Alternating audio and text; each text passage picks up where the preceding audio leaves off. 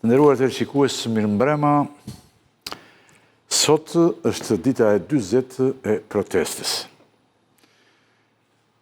Në fakt ka goxha nga ata që duan të thonë ose thonë që janë të 40-at e protestës. Megjithatë, nga ai shohim ka realisht një rrudhje dhe në numrat pjesëmarrëse, ndoshta edhe për shkak të temperaturave jashtëzakonisht larta.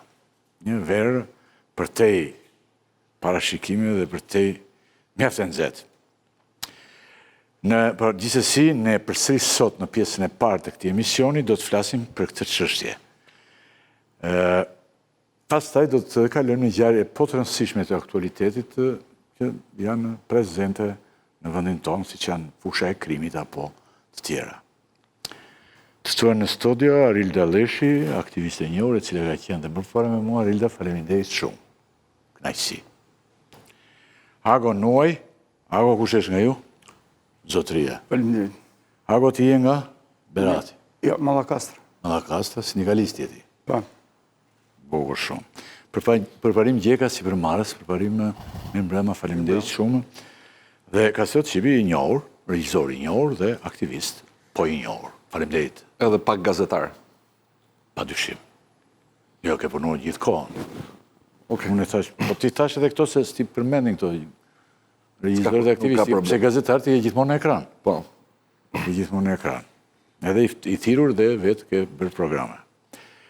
Dhe Andi Tela do të më ndihmojë mua në bërën e sotme, po thoj se barabar me mua, për të realizuar këtë pjesë që ne e konsiderojmë një pjesë të rëndësishme të emisionit. Tela, mirëmbrëma, faleminderit shumë. Ndoqëm sinkronin si që patë, ishte nga dita, ndoshta nga dita 40 ose nga 39, si që i marrin këta tanët, kur s'kan materiale, marrin edhe një ditë më përpara. Se cili prej jush ka dalë në këtë protest? Ju kemi parë, çfarë ju ka shtyrë të dilni aty? Në fakt jeni njerëz shumë të ndryshëm dhe unë e kam bërë dhe pak qëllimisht të tillë sot. Gjenerata të ndryshme.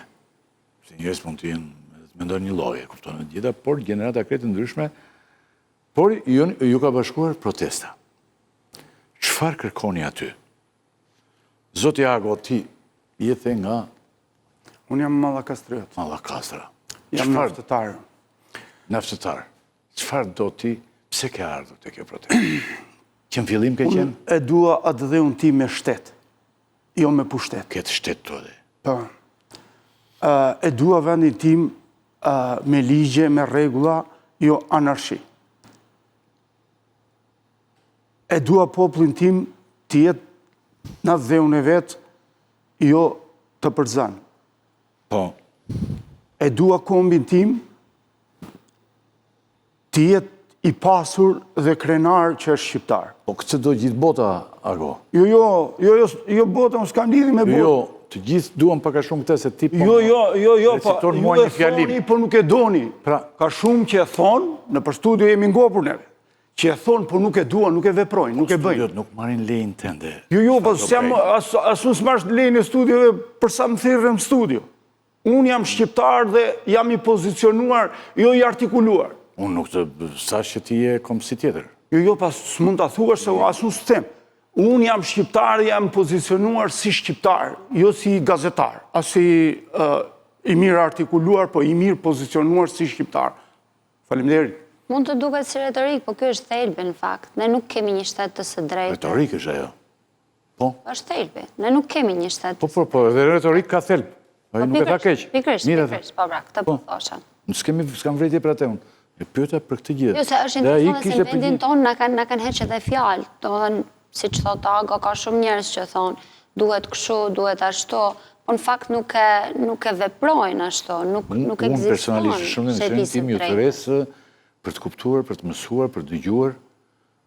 Gjithë kjo kemi folur bashkët gjithmonë, ka përqyrë shumë mënyrës, po kauza ime kam thënë disa herë unë, edhe për shkak. Unë kam patur kauza të forta, gjithë 36 vjetë, po shpesh në to kauza, ne kemi gënjur pak veten, përgjithësi. Dhe duhet të jem shumë i hapur, edhe me ju, brezineri fare, po dhe me të gjithë. Por unë nuk e bëj dot atë që për shembull me jepet një urdhër tani dhe të mos flasin në televizionin. Jepet një gjë, blokohet për të bet kjo dhe nuk kam lidhje me këto të lloj detyrimesh. Pra, edhe njerë, Arilda, ti je në ditën e kemi folur bashkë, unë jam i qartë në të qëndrimet dhe djetët e tua. Të pyesim dhe dy të ftuarit e tjerë dhe të vijojmë në pyetje të tjera. Përparim? Pyetja e parë është, ti pse je aty? Ti je biznesmen? Po, unë merrem me biznes, kam Në fushën, në çfarë fushë? në fushën e tregtisë ndërkombëtare dhe logjistikës. Nga punoj me Kinën, me Evropën, me shtetet tjera. Unë ndjej përgjegjësi që jam një nga ata studentët ekselent që shteti shqiptar e ka investuar. Në vitin 95 unë kam shkuar në Kinë për studime. Dhe i ke merituar? Patjetër. Edhe jam kthyer përsëri, mbarova edhe shkollën edhe në Amerikë, një master në administrim biznes, edhe u ktheva si gjithë njerëzit shqiptarët që kanë dëshirë që të kthehen në vendin e tyre, të zhvillohen në vendin e tyre.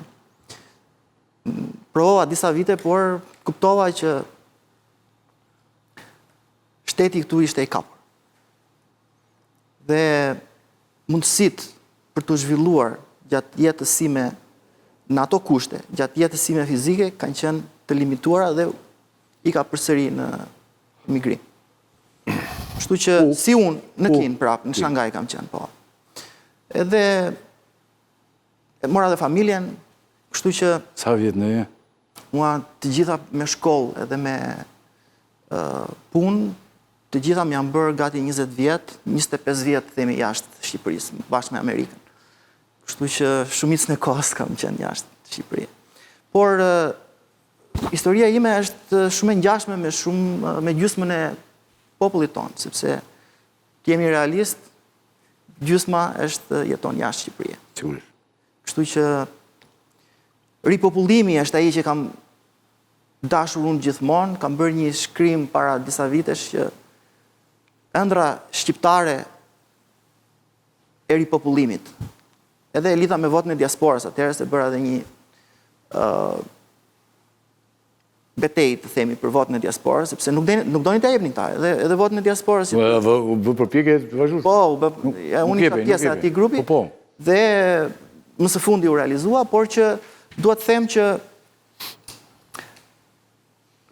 tani ka ardhur koha që shumë gjëra që ne i kemi kuptuar më përpara, tani i kuptojnë gjithë, dhe lavdi Zotit që u mlodh i gjithë populli i kuptoi gjërat dhe po proteston, edhe jemi shumë të lumtur që arritëm kësaj dite. Unë kam qenë që nga dita e parë dhe kam dashur që të ndihmoj me aq sa kam mundur. Nuk jam shkëputur pothuajse për asnjë ditë.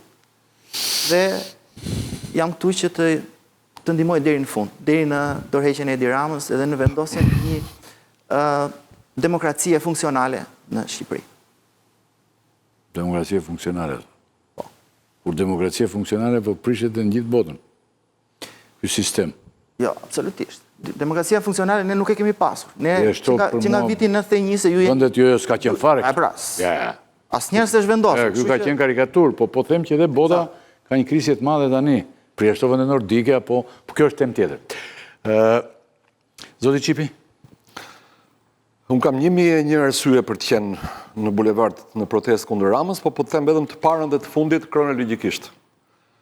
Arsyen e parë e kam të shprehur fatmirësisht në shtyp të dokumentuar në vitin 99, isha në drejtori të Teatrit Kombëtar i emëruar nga Edi Rama, dhash dorëheqjen sepse kuptova që kishte një plan ogurzi kundër Teatrit Kombëtar dhe kishte korrupsion. Dhe kam akuzuar Edi Ramën për korrupsion. Fatkeqësisht nuk ja ka vënë njëri veshin atyre akuzave, as opozita. Arsyeja e fundit në kronologji është se gjatë 2 muajve të fundit, maj qershor, kam punuar në Gostivar të Maqedonisë, kam udhëtuar çdo javë për të ardhur në Tiranë, dhe sa herë kam kaluar kufirin, më ka ardhur turp që ta kuptoj që kam hyrë në tokën shqiptare për shkak të asfaltit keq. Pra sa herë kaloja vijën, që nuk është e shënuar përveç se me 2 tabela, nga asfalti i mirë në Maqedoninë e Veriut, në asfaltin me gropa dhe të plasaritur të Republikës Shqipërisë. Jam i qartë. Tani, kthehemi në momenti, pak a shumë këto janë arsyet që kanë të gjithë. Njerëzit që janë thresë këtu e të gjithë, pavarësisht të nderuar të shikues nga brezat, nga moshat, se në fillim doli gjenerata Z, njerëz që s'kanë edhe ku të shkojnë, për shembull, që duhet lexuar sa më parë kjo, ku të marrin një shtëpi me qira, nuk munden. Jo ta blejnë, etjera problematika që kanë ikur, kanë marrë ratin. Dhe pak a shumë, edhe si që dëgjuam nga 4 mësuesit, është e njëjta, pothuajse njëjta gjë, pavarësisht nga ndryshimi i brezave. Tani, të kthehemi te momenti çfarë po ndodh me protestën tani. A ka rënë pjesëmarrja dhe a keni ndonjë vendim si do të vijohet? A mundet organizatorët të mendojnë në një mënyrë tjetër organizimi gjatë muajve shumë të nxehtë të verës? Arila, si e mendon ti tani këtë? Temperatura shumë të larta, e kupton, vështirë shumë. Kjo kohë është shumë pavështirshme. Për gjithçka, jo vetëm për, po sidomos për protestat. Si e mendon ti këtë? Protesta njisi si revolt qytetare dhe nuk ishte një protest masive e organizume nga grupime shoqërore, nga sindikata, e përrjedhoj kishte një natyrë të decentralizume, nuk kishte një organizim qendror apo përfaqësi. Dhe kjo solli masivitetin, kjo solli demokracinë, heterogenitetin, po nga ana tjetër sigurisht sjell edhe problemin e vendimarrjes, nuk ka një grup të strukturuar për të marrë vendime të gjithë pranume.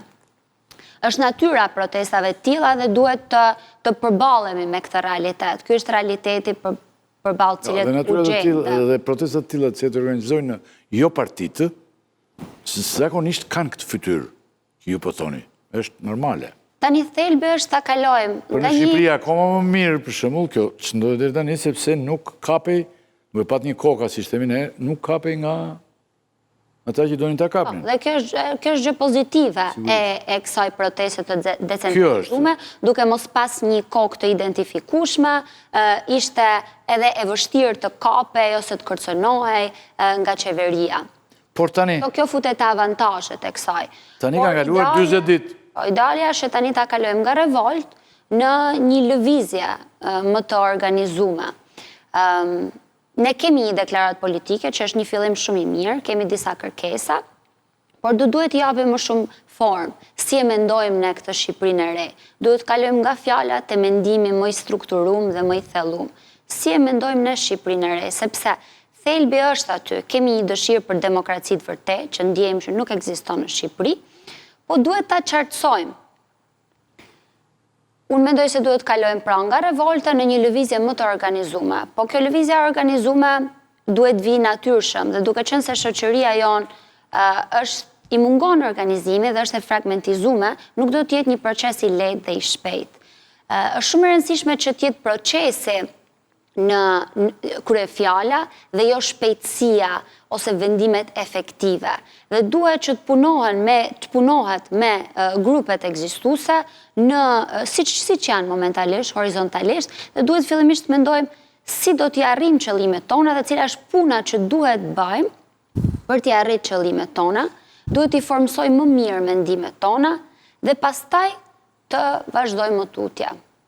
Dhe se vazhdojmë tutje thoni ju, pra edhe ju pranoni një farë, pavarësisht se përdorni si frazë këtë, një farë formalizimi. Sepse në fund fundit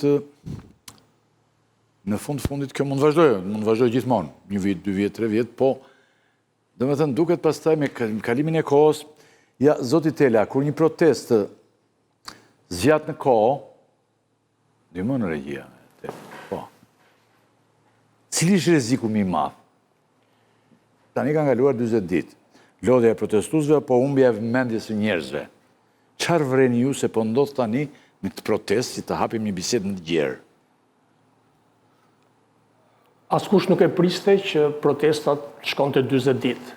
Dhe kjo lloj surprize, bile një pjesë të mos të ndihmoj të kolegëve që kishim ne këtu sa deri në datën 3, kur filloi kampionati?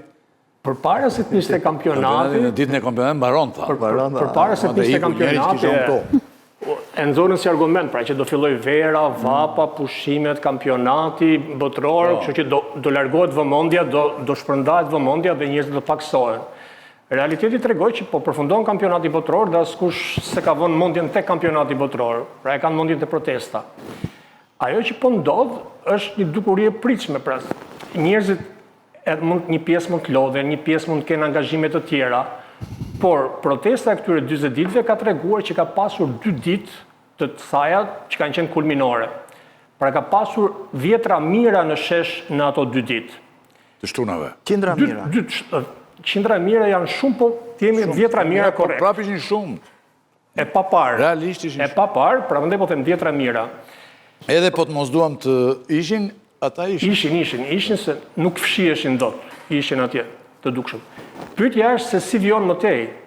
Aq më tej, por që kemi përpara një muaj, se korriku edhe mund kaloj, por është gushti, me idenë që duhet kalojnë këto 2 muaj vere të nxehtë për ta riforcuar protestën në shtator, kur fillon jeta reale e vendit, rikthehet politika aktive, kthehen gjimnazistat në shkollë, studentët, pra mund të ketë një zgjerim të pjesëmarrësve në protestë.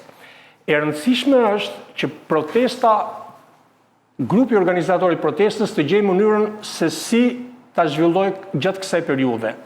Dhe këtu lind një lloj kontradikte. Ka një grup njerëzish që mendojnë se duhet kenë një kuvend, pra një tryezë ku organizatorët të mblidhen dhe të vendosin se si do vjen më tej, është një grup tjetër i protestës i cili mendon se duhet vazhdojmë në këtë situatë siç është. Pra, xhiroja e përhershme në Tiranë, fjalimet dhe 5 kërkesat. Të gjithë kanë rënë dakord për 5 kërkesat e protestës dhe ky është një vendim i rëndësishëm. Pikpyetja janë se si do vijohet më tej. Dhe kjo varet e gjitha nga ata që kanë organizuar protestën. Nga njëra anë është e mira që atje nuk ka një drejtues, pra protesta ka nisur nga poshtë, nuk është se dikush e ka thyrë protestën. Kolegët tanë këtu e mbështetin këtë. Nuk është se si një gjë shumë të rëndësishme që aty s'ka. Po kjo është e por shumë të tjerë. Por jo vetëm kolegët, po edhe vetë këta. Zakonisht protestat thirren nga grupime politike, nga sindikalistë, nga personazhe të njohur dhe pastaj falatësive të tyre ata mund zgjerojnë gamën apo grupin e njerëzve që i mbështesin. Në këtë rast, ne kemi një polarizim të protestës me njerëz nga të gjitha aspektet dhe ngjyrat, të cilët ka një grup organizator që u tregon rrugën se ç'duhet bëjnë, por nuk ka një grup i cili të vendos se si do vijojë më tej protesta. Dhe ky besoj është thelbi që e ka në dorë organizatorët për të gjetur një zgjidhje. Pra, pikërisht tu është problemi, zotë Shqipi, që kërkohet një zgjidhje. Misionin e kaluar, unë ulën tryezët, njërën palë që thoshte duhet një zgjidhje, dhe pala tjetër që janë ata që kanë qenë fillim, që ne zgjidhjen kemi deri këto kërkesat 5 pikat që kemi. Ndërkohë, ka patur propozimet të ndryshme, si që është propozim për një kuvend, apo që është ideja juaj? Bjem dakord besoj të gjithë që pa organizim protesta është e destinuar të dështojë. Në mos sot pas një viti, 2 vjetësh, do dështojë pa organizim. Tani lind pyetja çfarë lloj organizimi duhet jetë. Unë personalisht nuk besoj tek organizimet piramidale që kanë në maj një individ, qoftë ky edhe Jezu Krishti apo Muhamedi. Por besoj tek organizimet demokratike. Jezu Krishtin do ta gënjejnë këtu toj. Do ta e marrin e blenë për pak kohë.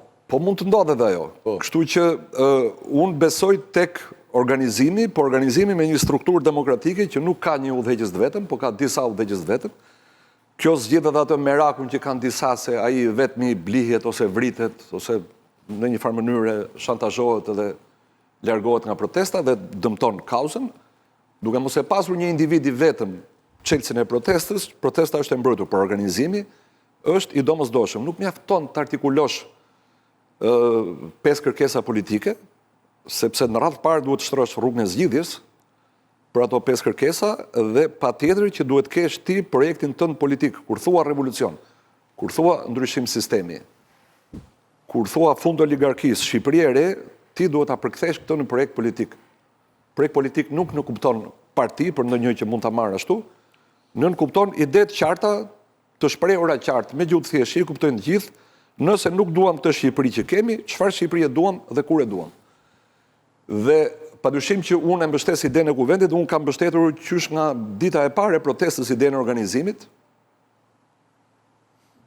Nuk më takonte mua të ndërmerja të drejtën për t'i dhënë njerëzve recetat gatshme se si duhet bërë organizimi, por kam bërë thirrje vazhdimisht për organizim. Përparim ti si e mendon tani? Zoti Çipi thotë që mund të kaloj kohë 1 vit, 2 vjetë, mund të ketë ritëm e të gjitha, sipas tinëve të gjitha, por në fundit thotë duhet një organizim. Ti si e mendon? E para, unë nuk jam për atë që tha dhe Arilda që duke qenë që grupi organizator deri tani nuk ka qenë i identifikuar dhe nuk ka qenë në qendër të goditjeve që mund t'i vinin nga qeveria. Në fakt, gjithë grupi besoj është i identifikuar sepse këtu e dim se si funksionojnë gjërat. Partia në pushtet i ka gjitha levat, gjitha mundësit që ti identifikoj dhe bile shumë nga këta organizatorë ne dim që janë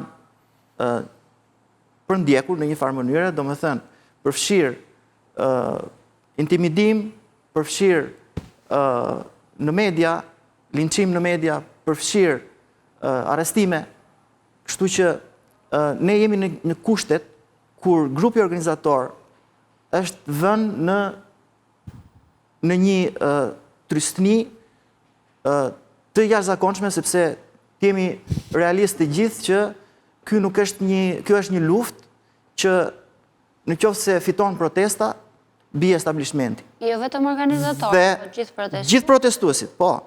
Dhe atëherë, në qoftë se fiton protesta, bie establishmenti. Kështu që kjo është nuk është një betejë, ne betejën e kemi të përditshme në shesh për të pasur sa më shumë numra, për të ftuar sa më shumë njerëz, për të bashkuar sa më shumë rreth kësaj proteste, por duhet jemi të qartë të gjithë që kjo është një luftë, nuk është një betejë e përditshme. Dhe për këtë ne duhet që të përgatitemi. Konfuci ka një shprehje, thotë çdo luftë fitohet para se të luftohet. Dhe ne tani duhet kemi një plan siç ka qeveria, e cila besoj janë duke shikuar edhe ata planin B, se si mund të ata janë në moment krize dhe ata janë në menaxhimin e krizës tani. Qeveria do të. Po, qeveria, patjetër. Qeveria është në menaxhim krize. Kam pyetje të posaçme. Patjetër. Qeveria është në moment krize sepse gjithë e kanë shumë të qartë që Edi Rama është më i Përparim ti ke idenë që kjo. Jo, një sekond, ta mbaroj të lutem. Finalizuar. Patjetër, sepse protesta deri tani ka pasur një efekt të jashtëzakonshëm. Edi Rama dhe qeveria deri tani është shumë herë më i dobët se sa që ishte në ditën e parë të protestës. Këtu bjem dakord gjithë, apo jo? Gjithë politika është shumë e dobët. Jemi realist. Para kësaj ngjarje, gjithë politika. Do të thënë gjithë ato është shumë e dobët, bile ti thua Edi Rama, po unë them edhe opozita. Absolutisht. Cila duhet bënte luftën opozitë për të rrezuar Edi Ramën. Ata i patën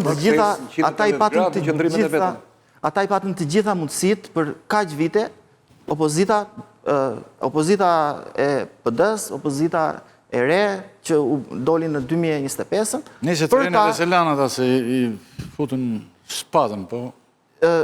Ata janë të gjithë pjesë e këtij establishmenti që protesta me thirrjet e veta, po i nxori si shkuma në breg të detit, domethënë. Gjithë politikën. Kështu që tani çështja është se si do të organizohet protesta. E këto që thua tani, po. Përparim, del një problem i rëndësishëm që edhe te pranimi i tjetrit. Pranimi, sepse nëse duhet ndryshime, ato duhen për gjithë shoqërinë. Absolutisht. Fjala që tani këto ne nuk do t'i pranojmë. Edhe Sali Berishën, edhe atë, ajo është retorik që do t'i çosh në burg, edhe Edi Ramën, edhe Sali Berishën. Por nesër si do të vendoset se edhe unë jam me këtë idenë e organizimit të re. Dipse se për shembull, unë shoh aty fotografinë nëse i ka regjia ta paraqitë ose të ma gjej dhe pak më pas. Çekuevarën. e kam para aty disa këto ditë e fundit. Che Guevara është një komunist. Dhe në qoftë se ky komunist do t'jetë aty, unë në qoftë se do t'isha pjesë e protestë do largohesha. Ose do ikën jashtë shtetit. Ose do luftojmë, por nuk luftojnë dot tani unë këtë kam luftuar, sipas mënyrës që kemi luftuar në deri tani me gabimet e. Por nëse unë shoh Che Guevara aty, iki dhe shumë njerëz ikin. Ai ishin komunist. Kjo është narrative pushtetit, domethënë. Ata na Jo, thonë kjo është narrativa ime, unë ka 2 ditë që e shikoj. Ata nuk e ka thënë asnjëherë, e drama nuk e thot ata. E drama ka bërë agent. Aty janë lloj-lloj njerëzish të. Jo. Edhe E drama ka bërë, po, musliman ka plot. Dhe njerëz që unë kam patur këtu. Dhe pikërisht duan të vinë, duan të vinë tani dhe unë qëllimisht i kam sprapsur një pjesë prej tyre, sepse aty ngatrohen plot gjëra. Dhe derë pas të drama, thotë Irani, këto që s'ka lidhje fare. Irani, Greqia, po i bend, Rusia, Jugoslavia, Rusia, Turqia, nuk e di që fut vende sa doja aty, punë e ti. Po unë po them një gjë tjetër, një gjë që e shoh unë aty. Dhe unë në qoftë se do t'jetë ai aty, Che Guevara, se ai ka vdekur, po fotografia e tij, simbolet e tij, unë nuk jam me këtë protestë. Po ti, sa po e rëzove vetën tënde, se thua që duhet t'jenë gjithë njerëzit aty. Po duhet t'jenë, po jo me Che Guevara. Dhe duhet përfaqësohen gjithë njerëzit. Jo me komunistët. Unë nuk jam me Che Guevarën, Che Guevara përveç se komunist është edhe vrasës, ka një histori të tërë vrasjes, politike, por unë prapë mbetem me protestën, pavarësisht se disa njerëz atje jam me Che Guevarën. Jemi okej, zotëri. Gjithë mbeten me protestën. Erdhën edhe deputet komunist folën në protestë. Gjithë njerëzit mbeten me protestën për një arsye shumë thjeshtë. Është një protestë krejt e re, krejt tjetër. Është vetë populli që doli. Dyshe nga që kemi parë këtu, që politikanët ngrihen tani edhe bërtisin për shembull, ka kom parë, dinë ata bërtisin me gjithë fuqinë, Azem ti je gjallë. Unë Azemin e kisha mikë, gjitha, por tani njerëzit duhet të ngrihen për problemet e tyre, problemet e tyre për të parë, ne shohim një gjë të vërtetë. Shumë të vërtetë. Ka patur grimca të vërteta, po kaj të vërtet nuk kemi parë. Ta lëm këtë pjesë imi okej të gjithë, por unë të sol aty një portretin e këti, a i shdo? Se shikoj dhe Jo. Tani, ta sol. Karikaturë e Edi Ramës. Karikaturë e Dramës, e? Jo a i, po e Drama. Pra, të solla një personazh, të cilën Qipi më ndihmoi, duke thënë edhe fjalën tjetër, që është përveç komunistës është një vrasës. Dhe ai s'duhet të jetë. Dhe në qoftë se bëhet organizimi vetë nuk i lejon këto gjëra. Se aty mund vinte njerëz çmendur. Vjen njerëz, për shembull, një grua që ardhë aty dhe kishte thënë që më ka lënë buri. Ose tjetri që thotë këtë, thotë këtë. Këto jo se e vrasin protestën, nuk e vrasin. Por e dëmtojnë. Dhe në këtë pikpamje, ju të dy jeni me organizimin dhe unë edhe për këto arsye, që duken si të sipërfaqshme, po nuk janë të tilla, duhet një organizim. Ja, doli fotografia Che Guevarës. Ja, shumë del aty ai. Zoti Rakipi. Ate kanë përzënë nga gjithë. Po, Ago? Kjo protestë është një kënaqësi për gjithë shqiptarët. Ju nuk e di se sa e shikoni nga ekranet edhe nga këto që vinë. Po atje janë bërë miq. Atje dhe fëmijët kanë ardhur me flamuri kombëtar, vizitë, bëjnë piktura. Nuk je që asnjë presje e kësaj situative. Edhe të gjitha. Nuk shuhet ajo protestë, zoti Rakipi. Jo, nuk e kam të fshirë. Ajo do qëndroj, do vazhdoj. Aty po dalin elementet e cartë. Po flasim për një këta zotni që kenë studio dhe... I je për organizim... Po pa tjetër. A i do vinë normë... Çfarë lloj organizimi, thua ti? Shikoj, organizimi do të bjerë koha dhe njerëzit që e duan këtë lloj organizimi, që janë aty, i ke dhe në prezencë këtu disa nga këta përveç meje, unë jam tjetër. Zoti Rakipi, ne duhet ta pastrojmë edhe nga Che Guevara këtë protest, po jo t'i dalim kështu, do më thënë, ta bëjmë portretin e Che Guevarës, po në mban Che Guevara atje. Nga 20 ditë, ajo ka vetëm 2-3 ditë e fundit. Nuk është thelbi ajo. Unë e pash këto ditë e fundit, në matëroj që i pak vëmendin kjo gjë. Po ndoshta në një iri e kështu, nuk e di tani. Është fush magnetike sot ajo. Qartë. Che Guevara? Jo, protesta, lere me Che Guevara. Arilda ti tani si mendon për institucionalizimin. Këta të tutë nuk është se janë me këti ide. Unë mendoj se kjo që ka nis nuk do ndalë, sepse më kryesorja Afrika është thy dhe energjia është aty, vetëm se po ridimensionohet. Protesta e përditshme do të vazhdoj. por ajo që duhet ndodhë paralelisht dhe që po ndodhë paralelisht janë organizimet e intelektualve, të grupeve të interesit, dhe kjo është diçka pozitive, po duhet jemi të kujdesshëm që mos ta vendosim karrocën para kalit, po kalin para karrocës. Duhet bëjmë fillimisht punën organizative dhe pastaj në proces e sipër gjërat do ndodhin. Po në momentin që kërkojmë ta përfaqësojmë protestën, në momentin që flasim për përfaqësim, duhet kemi parasysh legjitimitetin, dhe që të shkojmë te legitimiteti duhet ketë një proces. Prandaj duhet jemi të kujdesshëm me këtë pjesë dhe duhet fillimisht të bëjmë punën, të organizohemi mes grupimeve të ndryshme aty në protestë dhe të dalim në disa pika se si do mund ta arrijmë dorëheqjen e Ramës. Në këtë moment që flasim, kush e përfaqëson protestën dhe çfarë legitimiteti ka? Askush nuk e përfaqëson protestën dhe në asnjë pikë ne nuk kemi thënë që e përfaqësojmë protestën. Unë bashkë me 3 aktivistë tjerë e kemi thirrë protestën ditën e parë te drejtoria e policisë dhe kemi qenë shumë të kujdesshëm në këtë pikë, sepse me të vërtetë kemi ndje që nuk kemi përfaqësues protestës, po mbarvajtës të protestës. Dhe kemi kontribuar me aq sa kemi pas mundësi. Në rregull. Pra, në këtë moment që flasim, nuk e përfaqëson askush dhe për rrjedhoj nuk ka askush legitimitet. Saktë. Nëse njerëzit fillojnë organizohen, nëse ata që janë në shesh ftohen që të antarësohen në këtë strukturë, të kenë të drejtë vote për të zgjedhur strukturat më të ngushta drejtuese të kësaj strukture të re të këtij kuvendi, a ka legitimitet sipas teje? Se mua më duket që ka. Po kush do ishin votuesit, kush do ishin ata që masin vot? Ata që janë atje në shesh, ftohen të gjithë. Kush është një ditë, nuk është një ditë tjetër, për shembull. Po se mbyll me një ditë antarësimin. E lë të hapur, mund të bashkohesh kur të duash. Dëgjoj, kjo s'ka pengesa për këtë gjë. Bie dakord për një set parimesh që na bashkojnë. Se ndoshta për shembull, po jo marr juve, po jo se kam me ju. Ta zëm ju ose për parimi. Ju keni ardhur për flamingot. Ju shqetësojnë vetëm flamingot, por nuk ju shqetëson pjesa tjetër e qeverisë së Ramës. S'mund të jemi bashkë, apo jo? Në qoftë se ju jeni që Rama duhet ikë, po bashkë me Rama duhet ikë modeli që ka krijuar Rama në këto 13 vjet qeverisi, atëherë jemi bashkë. Dhe nëse për ty Flamengo është e dyta, për mua është e 10-ta, kjo nuk na ndan. Biem dakord, pra, jam duke folur qartë. Pra, gjithë ata njerëz që janë atje kanë secili një listë parime që i kanë kryesore, i kanë prioritare në raport me të tjerët. Në qoftë se ne e gjejmë këtë gjuhë, pra gjejmë çfarë i bashkon ata 10.000, 30.000 atje. Vetëm nuk duhet të harrojmë që gjithmonë do të thelbi i kësaj është njerëzit aty në sheshe. Nuk na ndalon askush të organizohemi. Po pra për njerëzit në shesh po flasim. Sa na ndjeken, kjo do të jetë gjithmonë ajo që duhet. Po do ta provoj koha, por nuk mund të ndalemi, të stepemi e t'ia lëmë partive në dorë se dikush do ta marrë këtë uragan që do të çojë drejtim. Se kështu kanë ndodhur në kauzat e tjera. I kanë devijuar për t'i dobësuar, për t'i shitur, siç ndahet një lum në futet nëpër tuba dhe bëhet hidrocentrale aty ku do një oligark dhe në fund aty ku duhet shkoj lumin det s'ka lum, ashtu mund të ndodhë me protestën. Pra, nëse unë të ftoj ty sot, edhe them hajde të bëjmë ne të dy, kur them ne të dy, edhe mirë të tjerë si ne.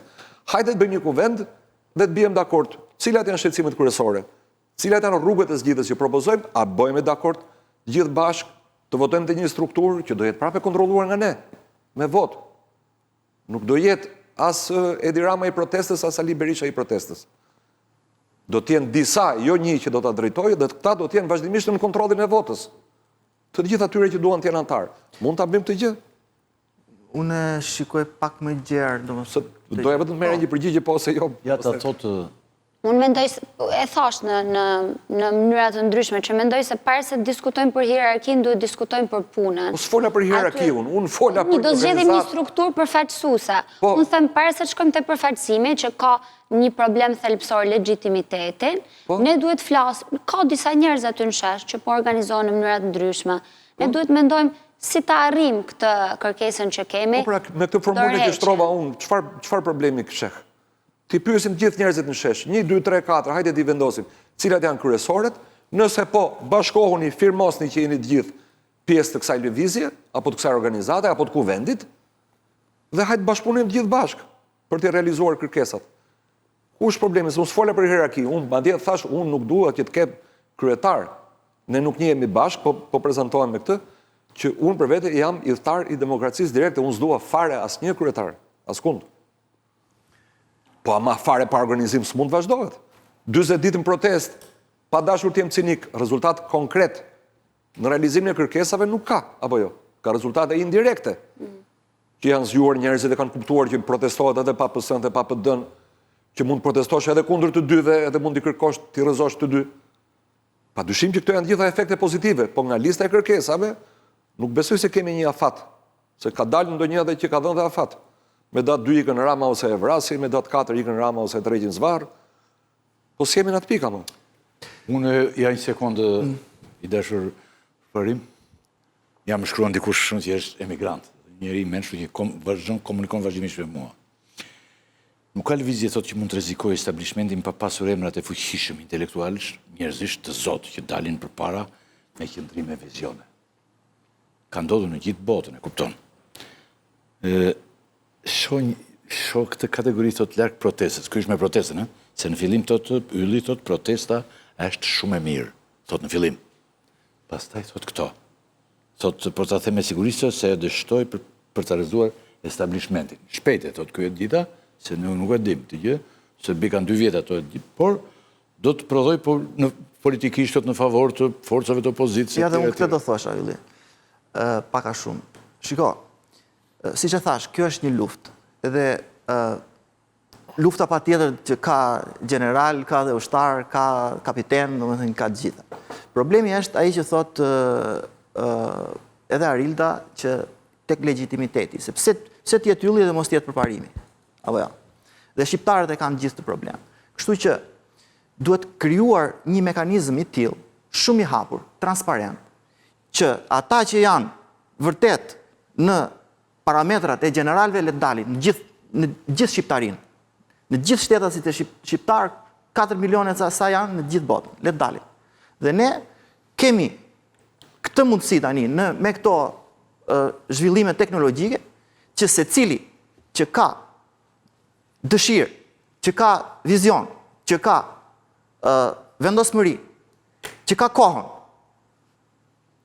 në mënyrën e tij mund të kontribuoj dhe është i hapur të deklarohet dhe të firmosi. Unë për Parim Gjeka jam në gjendje që të bëj kaq gjëra për protestën.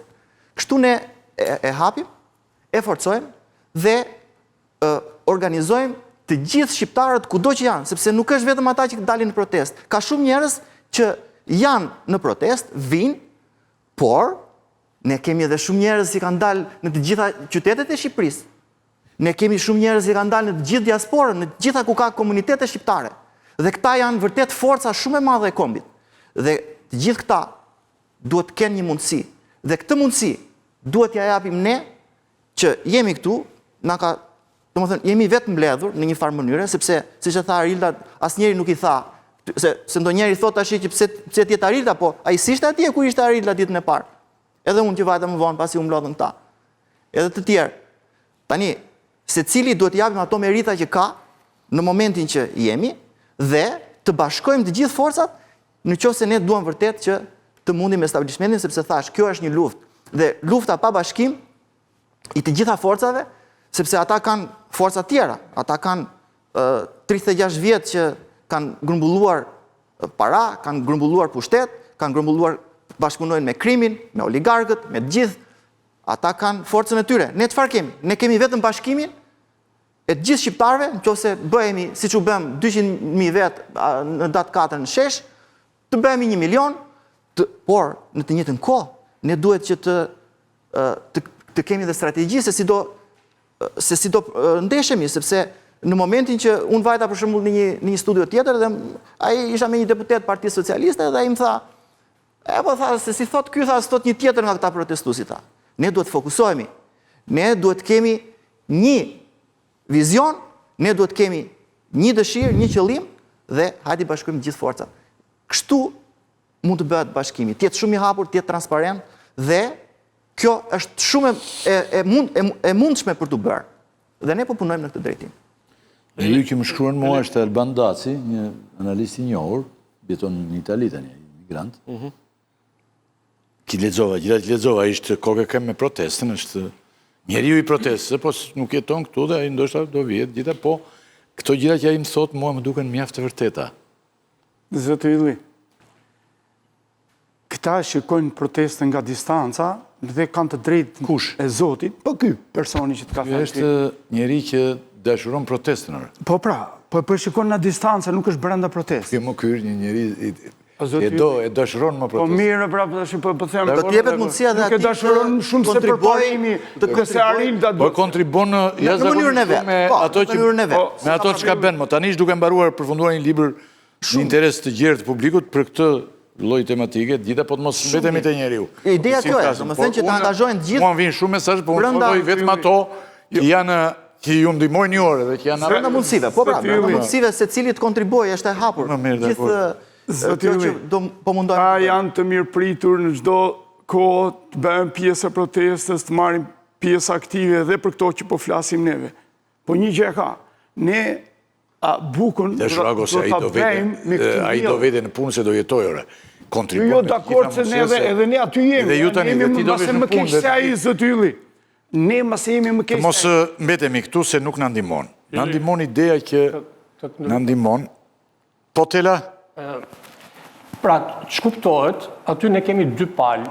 Një palë që kërkon mbledhjen e një kuvendi, që të marrë një rol drejtues për protestën, dhe një grup tjetër i cili nuk e pranon këtë mbledhje të kuvendit. Protesta, në 40 ditët e saj, ka prodhuar një listë me 5 kërkesa. Dhe ne kemi parë që 5 kërkesat janë mbështetur nga të gjithë dhe përbëjnë thelbin e problematikës që ka ky vend. Pra kërkohet dorëheqja e kryeministrit, kërkohet një qeveri tranzitore 12 mujore e cilat përgatis zgjedhje të reja me ndryshimin e kodit zgjedhor, me ndryshimin e kushtetutës dhe pastaj me bashkë ato 4 ligjet të cilat kundërshtohen nga ambientalistët. Dhe për këto pika, të gjithë protestuesit kanë rënë dakord. Nuk është se ka shkuar një grup dhe të thotë të shtojmë një kërkesë të 6, apo një grup tjetër thotë të tërhiqemi ne se një nga 5 kërkesat s'na pëlqen. Në këtë pikë që kemi mbritur, dhe për këtë kanë rënë dakord të gjithë organizatorët dhe më tej protestuesit, kemi një pjesë që thotë të mblidhemi dhe të krijojmë një kuvend dhe kuvendi të tregojë mënyrën se si duhet vijojë protesta. Grupi tjetër kundërshton sepse në thelb dhe të gjithçkaja është mungesa e besimit.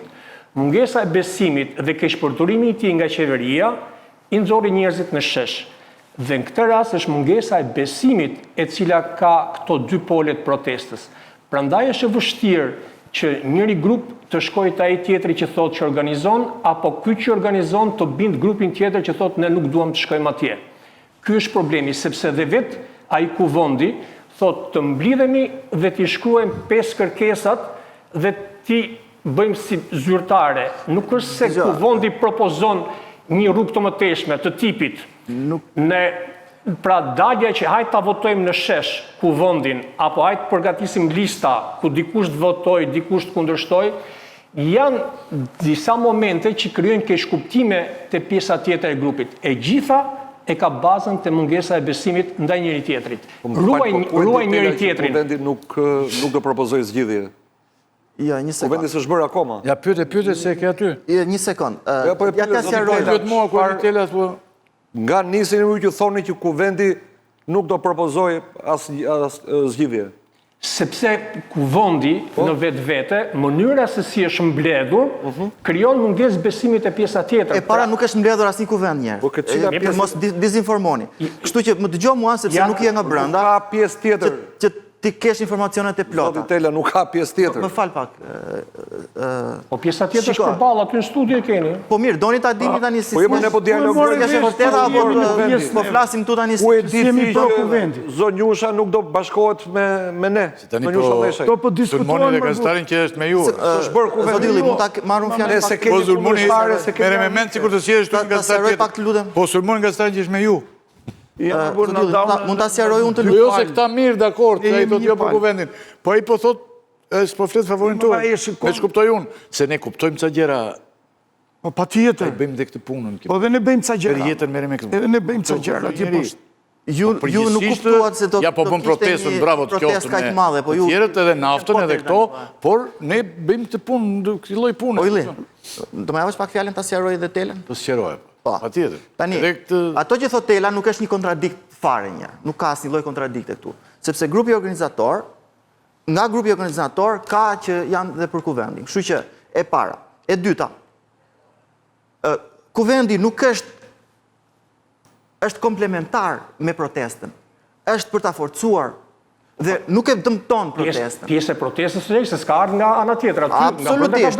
Kështu që ti pse, domethënë, mënyra se si e qasje ti ishte qasje antagoniste. Në fakt nuk është. Ajo që konstatoj është që një pjesë është kundër këtij kuvendi. Jo, s'ka rëndësi. Dëgjoj, po ti jemi realist tani. Më dëgjoj ta sqaroj unë. Se ti ku e ke dëgjuar ti? Dëgjoj, ta mbaroj, të lutem. Shiko, grupi organizator bashk me ata njerëz që mendojnë që kuvendi është një mundësi më e madhe për forcim, nuk ka asgjë antagoniste në këtë gjë. Është për forcimin e protestës. Gjitha gjërat bëhen për forcimin e protestës. Dhe në momentin që protesta merr më tepër energji nga më shumë njerëz që vinë aty, që japin mendim, që nxjerrin gjëra më të pjekura, nuk ka asnjë gjë kundër, domethënë, edhe grupi organizator, sepse edhe ata duan që kjo protestë të zhvillohet. Por, duhet jemi realist, këtu në këtë fazë, si ka qenë deri tani pa një kuvend, duhet themi që prap protesta ka qenë shumë me suksesshme. Kështu që dhe ata që mendojnë ashtu si thua ti, janë në të drejtën e tyre dhe kanë shumë të drejtë. Apo jo? Kështu që ne tani po mundohemi si ta forcojmë, jo se ka ndonjë antagonizëm këtu. Patjetër, pra, kur të thash që ranë të gjithë dakord me 5 kërkesat, nuk doli dikush kundër, do të thotë që të gjithë duhet të jenë dakord me këtë që kërkoni ju, pra krijimin e një kuvendi. Por realisht një pjesë nuk është dakord. Nuk është kjo pjesë, në këtë studio... A bindet pjesa tjetër? Jo, nuk është kështu. Në këtë studio rezulton vetëm ti që nuk je dakord. Zoti Qipi, në emisionin më parshëm ishin 2 përfaqësues të protestës që ishin kundër. Për shembull më shkruajnë, kjo protestë me kuvend nuk e kishim dëgjuar ndonjëherë, thotë. Mos din ndonjë rast tjetër në botë.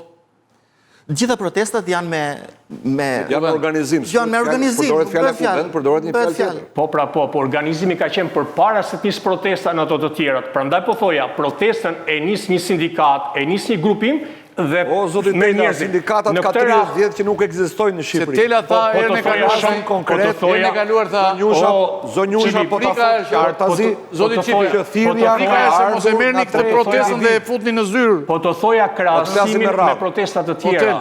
Po të thoja krahasimin me protestat e tjera. Pra protestat e tjera në çdo vend të botës. Pra mblidhen traktoristët dhe do bëjnë protestë për traktorët.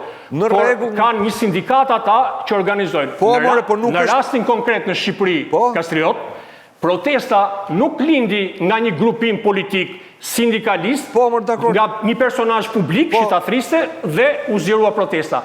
Kemi një protestë të cilës nuk i dim kokën dhe tashi një grup njerëzish thonë duhet jemi ne koka, duhet krijojmë një kuvend i cili të jetë koka protestë. Tani jam jep të drejtë të flas mua.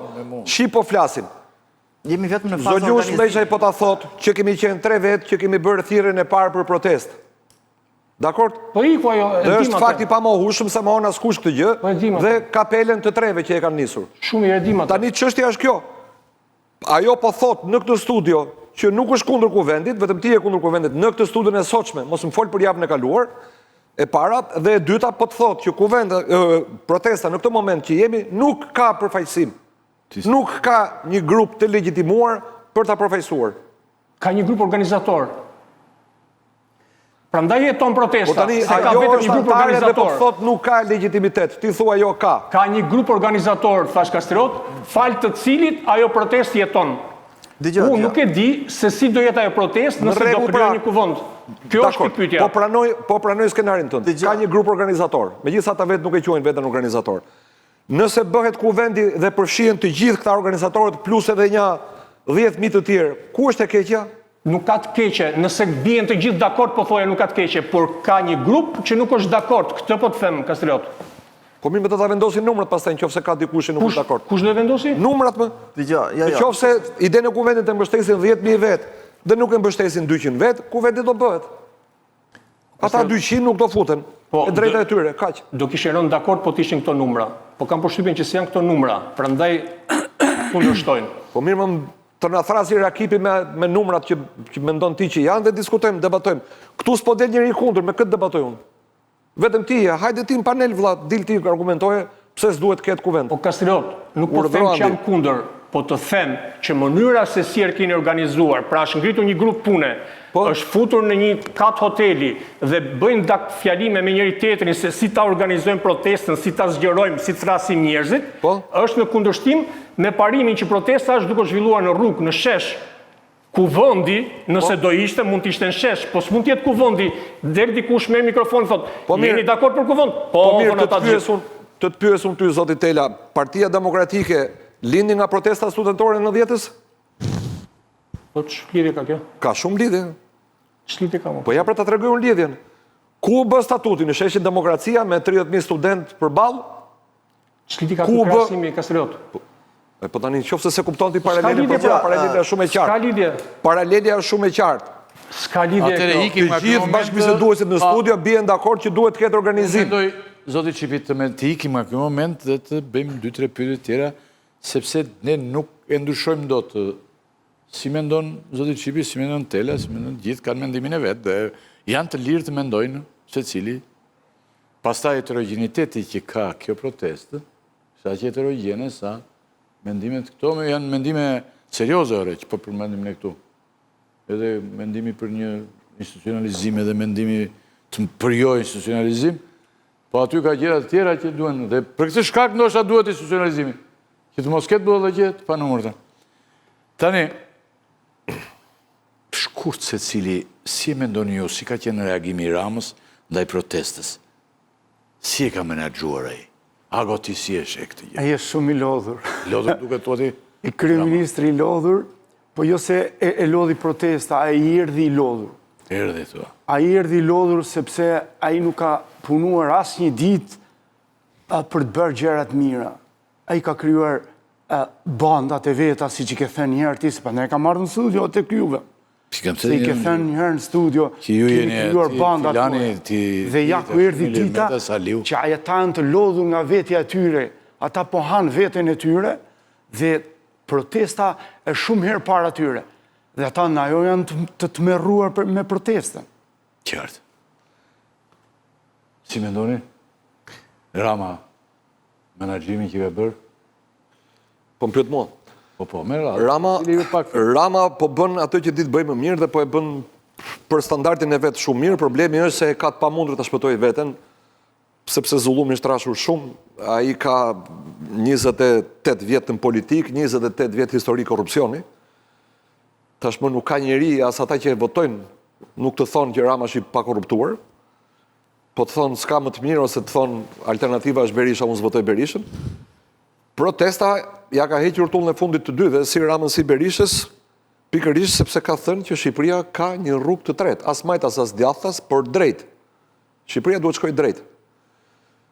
Dhe unë jam i bindur që kjo nuk i konvenon, nuk i vjen përmbar as Ramës as Berishës. Të dy shohin fundin e tyre politik. Reagimi ti ka kalu nga viktimizimit e kërcënimi, nga luftimi i protestuzve, konspiracioni sa ata janë agent, në kërkesën për dialog dhe nevojen për të identifiku si protestuz. Së fundmi ndryshoj edhe foton e profilit, kërkon të vetë identifikohet si një flamingo. Gjatë gjithë kohës flet me turme në këtë mënyrë, ju thot, unë jam një prej jush, por ju jeni, pastaj thot, ju jeni të shitur, ju jeni agent, unë mund t'ju asgjith problemet, po problemet tuja nuk qëndrojnë, projekti do vazhdoj, por do e rishikojmë ligjin, pra gjatë gjithë kohës është kalon sa nga një ekstrem të një tjetër, edhe dukshëm kësaj radhe nuk po i ngjisin argumentet dhe nuk po arrin ta ndaj turmën. Pozitë vështirë tani, temi realisht është pozitë vështirë. Është një pozitë vështirë dhe unë jam që ka bërë në gjenë më të mirë që ti të bëj, jam me Çipin dhe unë të kjo ide jam. Ai do të ishte në protest, do të jetë një flamingo, po është problemi. Jetë dhe vetë aty tua. Po është problemi se ne po kërkojmë çaj të largohet. Gjithmonë ka dashur dhe diti përpjekje për të bërë gjërat që bëjnë tjerët. Tani, po... Unë mendoj që ati ka ardhur fundi. Beson? Por, fundi do të përfundoj keq, apo do të di që të dali si doli Ramizi, për shembull. Se dhe Ramizi, kur erdhën protestat, se mbante dot me, po, se mbante dot me, pse ra Ramizi? Pse ai kishte gjithë pushtetet? Pse i la studentët? A i vriste po donde? Në atë moment a i të vriste, se ti ke qenë. Zoti Rakipi, ta kishte paguar populli shqiptar për ta bërë kaq keq, mbase do kishte lënë një gjë mirë zoti Rama. Ai duhet të largohet sepse jo se e themi ne, po duhet të largohet edhe për të mirë të vet, për të mirë të familjes vet, për të treguar një moment reflektim. Përveç Edi Ramës, që ju kërkoni dorëheqjen dhe thoni që kjo nuk negociohet, aty në protest ka edhe parolla dhe thirrje kundër opozitës. Opozitë e shitur apo Rama në burg, Berisha në burg. Pse këto thirrje kundër opozitës? Çfarë kanë bërë ajo që ju e barazoni me qeverinë? Arilda? I përgjigjem unë kësaj. Çfarë ka bërë? Shumë që e barazoni me Edi Rama, doktori. Siç e thash dhe e tham që në fillim.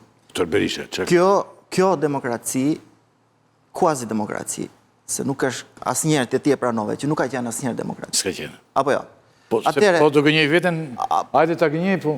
Atëherë, demokraci funksionale kjo ka qenë, ka pas të gjitha mundësit. Ti kishe pas. Shqipëria. Po pse nuk u bë?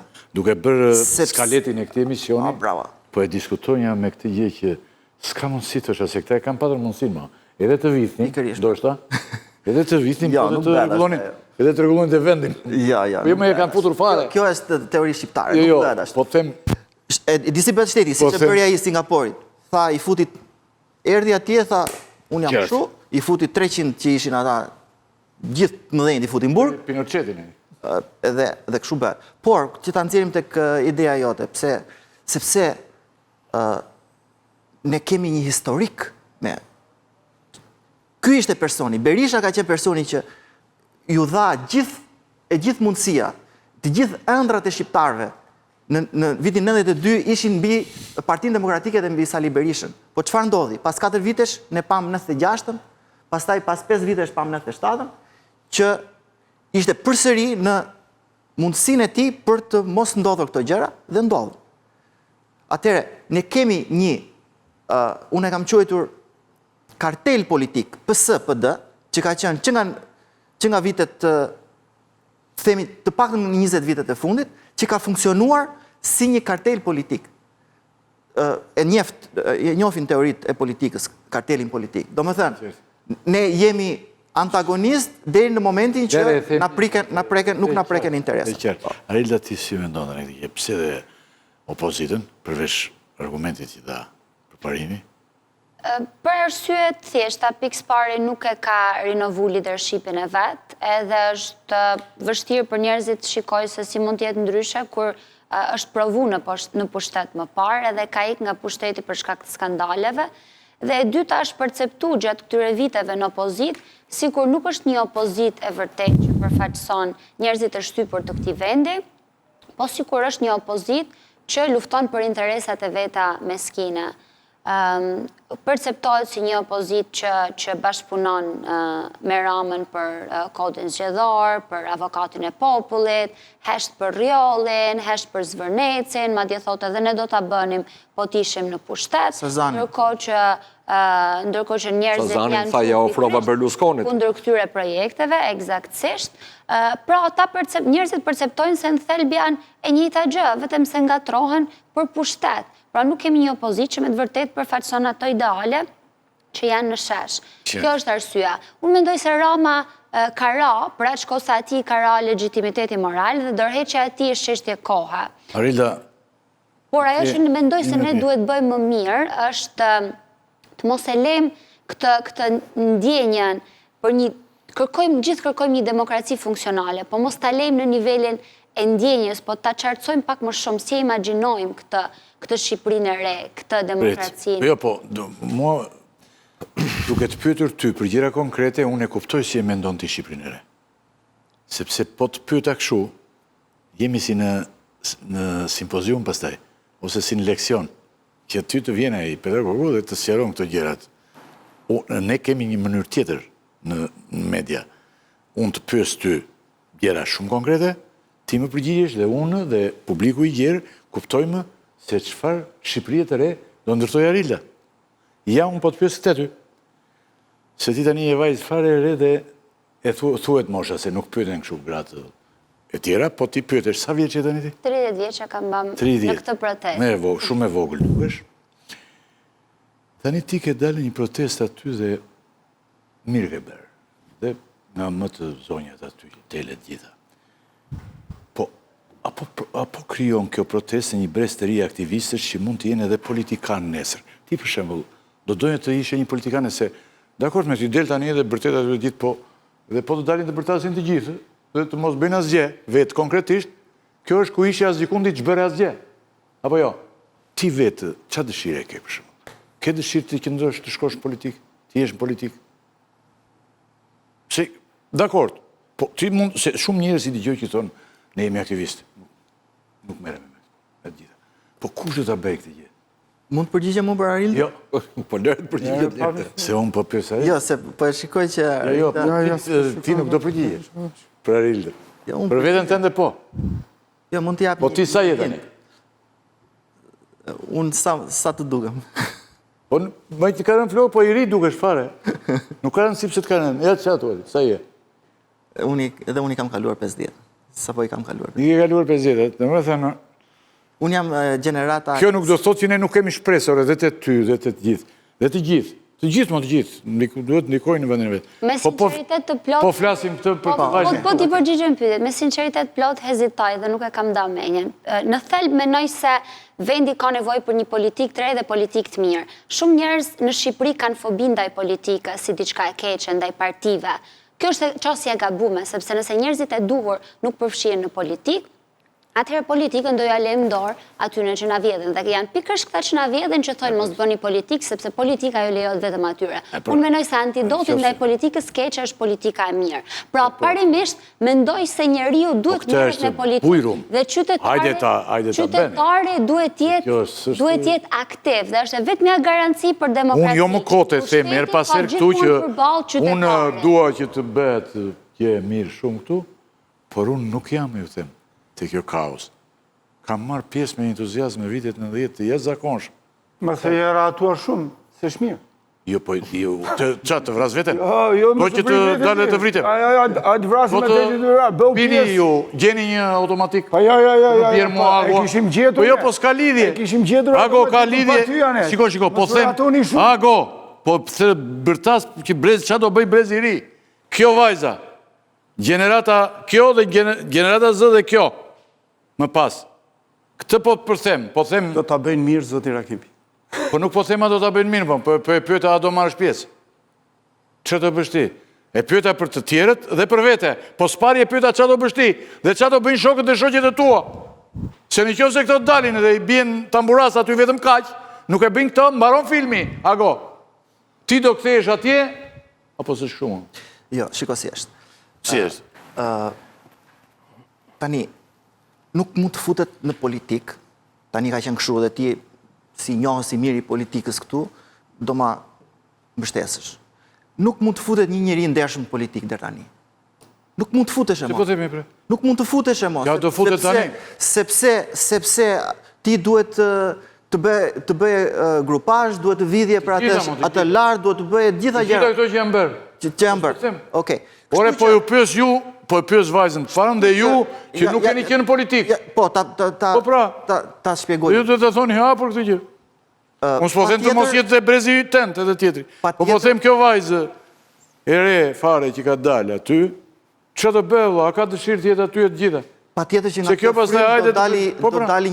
do dali ndoshta më shumë se një parti politike, Vili. Kjo frim do dali, pa tjetër. Por, ne, qëfar jemi ne këtu, ne nuk jemi për politikë. Që do votohet aty, nuk bet me Çekovarën. Ne do të jemi... Që vete luftone dhe do votohet të vesh dhe ty të japin votën, ma të vjen njërës të japin votën. Ty e të gjithë, edhe njëzë, nuk kanë si... Sepse, tani, ne nuk kemi kushtet barabarta.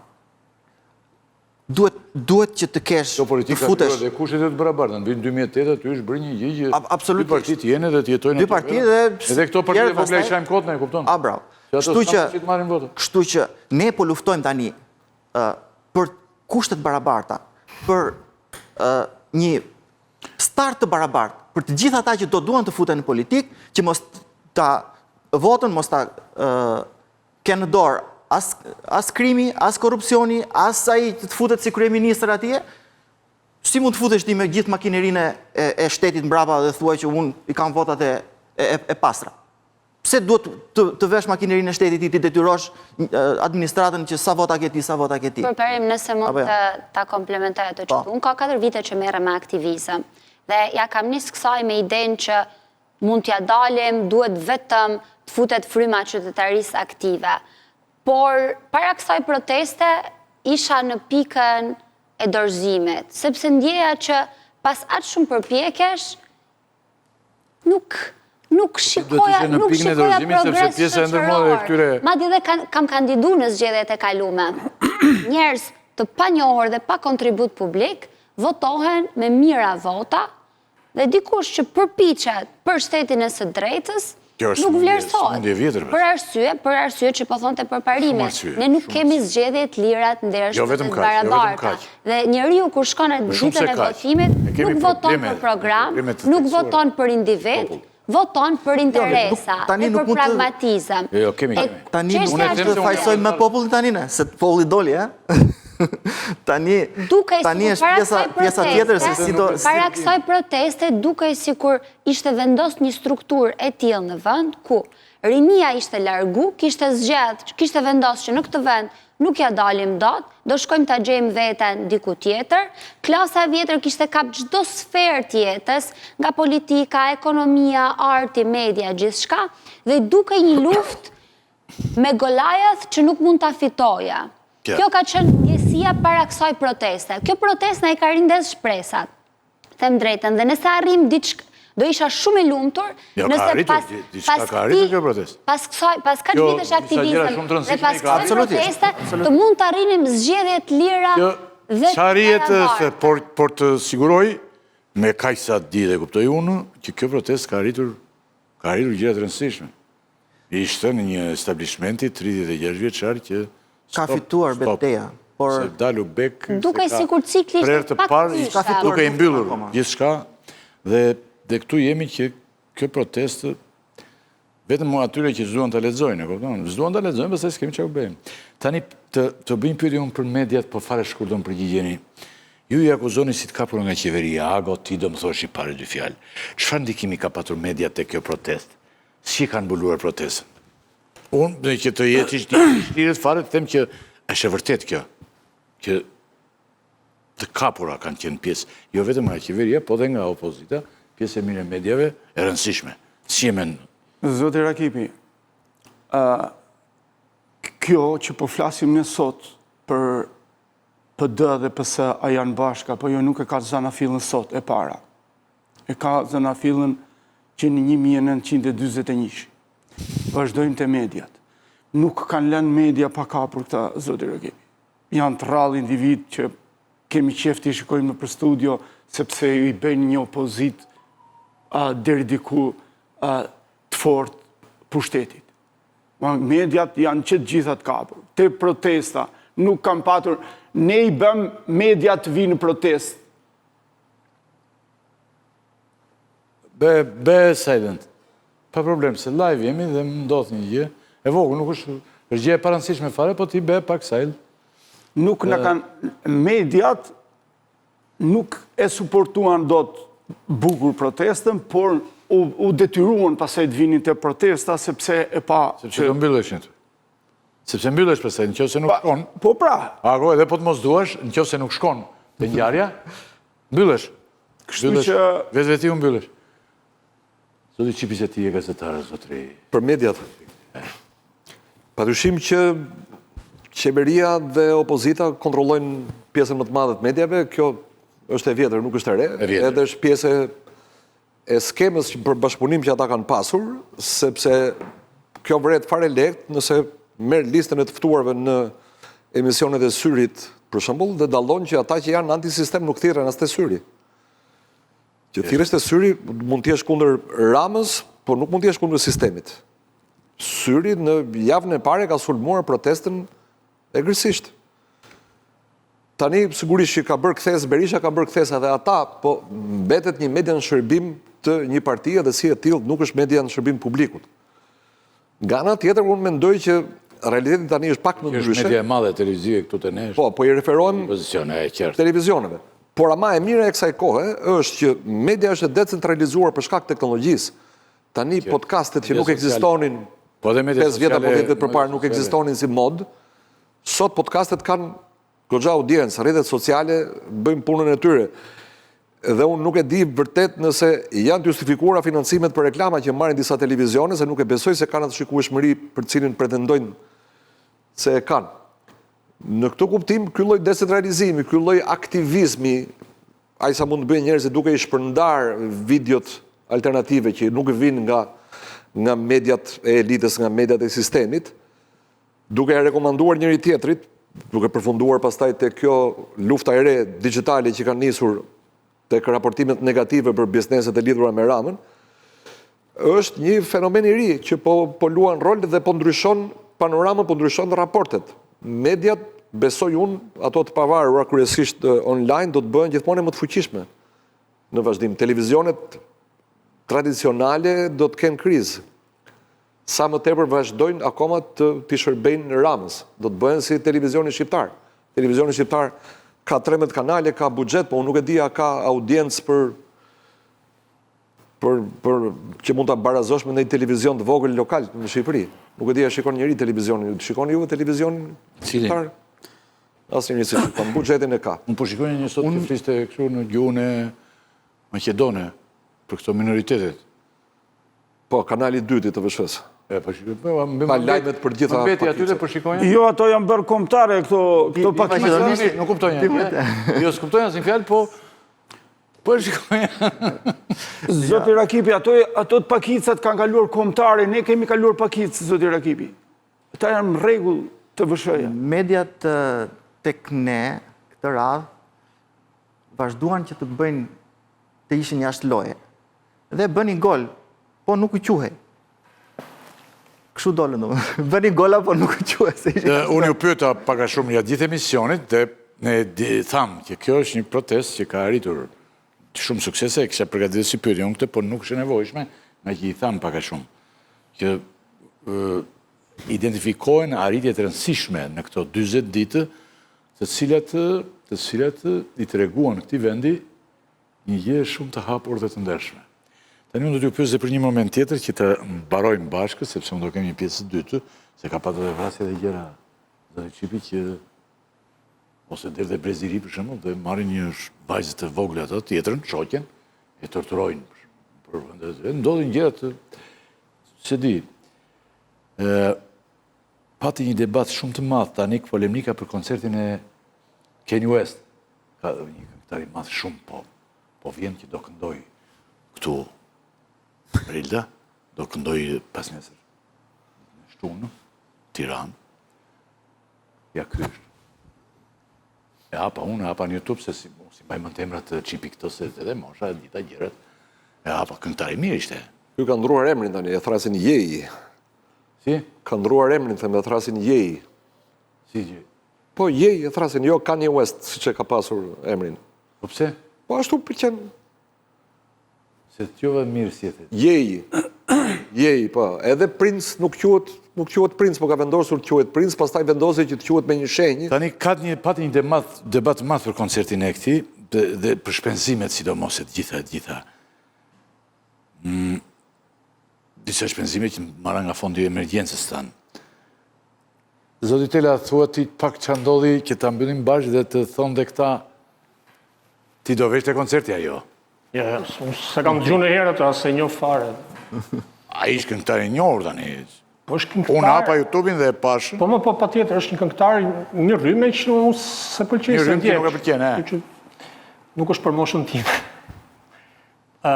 Ajo që ka ndodhur është që qeveria ka vendosur nga fondi e rezervë të heq 4.200.000 euro për të blerë bileta te koncerti Kanye Westit. Se këto nuk është për të bërë atë stadiumin e këto, po brihen bileta me këto. Vetëm për blerë biletat. Koncerti dështonte sepse nuk ishin shitur biletat. E do shkojnë patronazhistët falas. Dhe ka bërë një akt normativ në cilin thot koncerti ishte në rrezik dështimi dhe për të mos dështuar koncertin ne do japim këto para. Po në aktin normativ shkruhet organizatorët e koncertit do t'japim bileta falas për kategori të ndryshme njerëzish. Por s'është çudi që prapë kur të bëhet koncert ditën e shtunë, ne të shohim që mund të ketë hapësira të tëra bosh brenda tij. Më mori njëri afër timi, shumë i afër dhe më tha që kërkon një diplomat ta një bilet, po i thash më ngatron mua se unë s'jam fare në këtë histori. Biletat po shpërndahen falas, ë? Ka shumë bileta në administrat. E më shumë tha i mua falas. Se ai e dinte se unë bëj një pjesë të këta që merr falas. Jo, i thash unë se nuk mos më ngatron, nuk kam lidhje. Ndodh kur ke mbret, kur ke monark. Kjo ka dy probleme shumë të mëdha. Po. E para është poshtrimi që i bën popullit shqiptar. Do të thënë ne kemi njerëzit në spitale nuk kanë ilaçe, ju duhet t'i blejnë vetë. Arsimi është underfunded, nuk është mjaftueshëm i financuar. Ka kaq shumë vende ku mund të shkonin ato lek që sot po përdoren për me ble ato bileta. Kjo është ajo goditja e parë që i bën gjithë atij populli protestues aty. Dhe e dyta ka një kontradiktë te qëndrimet politike të kryeministrit. Nga njëra anë pretendon se është mik i Izraelit dhe protestuesit janë antisemit dhe bën gjithë këtë përpjekje për të mbështetur koncertin e një antisemiti si Kanye West. Aty ka vetëm një moment. Zakonisht koncertet e tilla parashikohen një vit përpara dhe Kanye West kishte parashikuar një tur në Evropë, kishte koncert në Poloni, ishte i parashikuar. Kishte koncert në Zvicër, kishte koncert në Itali, kishte koncert në Britani të Madhe. Të katër këto koncerte u anulluan nga autoritetet vendase për shkak të polemikave që shkaktonte në publik deklaratat e mëparshme të Kanye West. Dhe në maj u deklarua që Kanye West do të vinë në Shqipëri, pra 2 muaj përpara. Sepse dështimi i koncerteve më parshme gjetën një mënyrë telefonin, a nuk e di se si, që ta bëjnë në Shqipëri. Por pra ka qenë planifikuar. U vendos në moment fundit si shpëtim që ta bënë në Shqipëri. Në datat 10. Qa ore është ky teledigesi orar? Është shtunë në ora 8, 11 korrik. Ora 8 në darkë. Në programin më përparshëm të Kanye West, datat 10 deri në 12 korrik, parashikoi që ai të ishte në Britani të Madhe në një koncert atje. Dështoi atje dhe po e bën në Shqipëri. Dhe në Shqipëri menduan të shisnin 60.000 bileta. Që është një shifër jashtëzakonshme. Në Turqi kur bëri koncertin pak më parë, 70.000 bileta u shitën në Turqi. Në Shqipëri donin 60 dhe këto bileta nuk i shiten. Tani, qeveria shqiptare tha që ne do të japim parat që mos na turprohet Shqipëria përballë kësaj ngjarje. Kur nuk shet biletat, turprohet Kanye West që nuk i shet dot, apo qeveria shqiptare që nuk u shiten ato bileta. Kjo është pyetja. Shiko, nuk ka asnjë. Mirë është që t'jeta i koncert të munë se ne na duhen këto gjëra, e kupton, po... Po na duhen me parat atyre që na duhen jo me parat e Në shtetit. këtë plan pastaj është një biznes është drejt kjo i thua ti dhe Çipi. Shiko. Arilda ti do shkonje te ky koncerti po të mos ishte demonstrata? Jo. Protesta? Jo, absolutisht. Nuk shkonje? Se nuk e do si këngëtar, besoj. As nuk e ndjek, po është edhe problematik në qëndrimet e tij. Është Po problematik nuk këtu, e ndjek në fakt si këngëtar. Po pse bëhet kështu? Ky besoj të kujtohet i futet kësaj politike të antisemitizmit, se ky njeri suksesshëm është. Pse i duhet kjo, pa e ka për modë? Po Rama e para njerëz ka bindje ideologjike. Jo Rama, jo, ky më burr. Kanye West. Kanye Westi, se Rama bindje dhe... Duke sikur i gjajnë o burr me njeri Ose kthejmë emisionin në emision për Kanye Westin se pastaj ka debat, a është asë është... Një pyetje ishte, një pyetje... Jo, është ideja, ka debat, a është asë... Pyetje e fundit ishte për shpenzimet ishte. Ka qenë pro Trump apo kundër Trump. Ajo që mua më shqetëson është kjo, që unë shoh të njëjtin Ram që solli grupin Scorpions në mbarim të karrierës, duke paguar 600.000 marka nga Bashkia e Tiranës, që ishte një shumë astronomike.